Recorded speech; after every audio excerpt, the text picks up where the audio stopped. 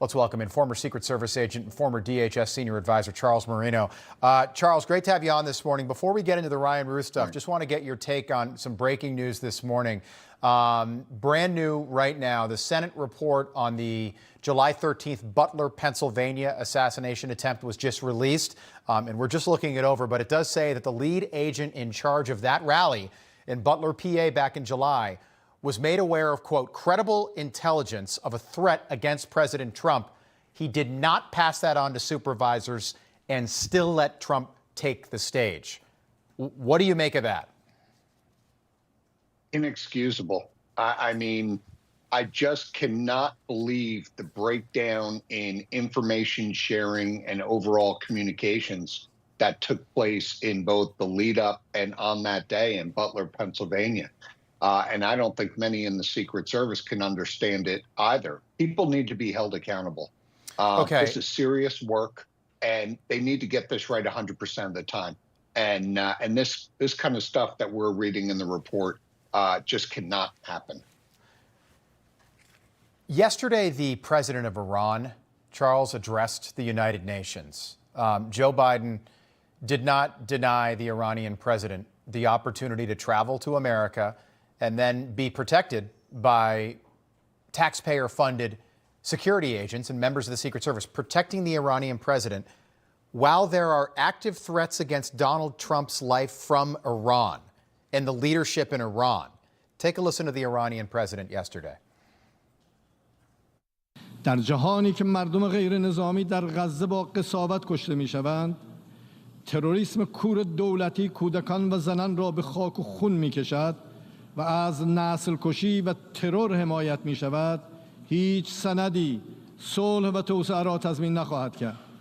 پایان اشغالگری، توقف آپارتاید در فلسطین و آتش بس فوری در غزه پیش نیاز توسعه و صلح جهانی است.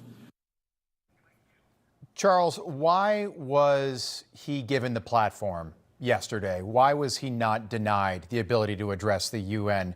Given what's going on between the Iran and the United States and the credible threats against Donald Trump's life from Iran?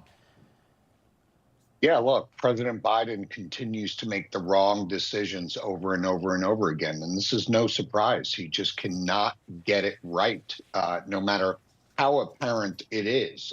In this type of situation, both in the Middle East and what's going on with former President Trump, the Iranian president should have been denied access from arriving in the United States. Once they say yes, that he's able to come into the country and speak at the UN, the Secret Service is going to be tasked with protecting the Iranian president as the official head of the country, no different than the other 139 leaders that are coming into the United States to be protected.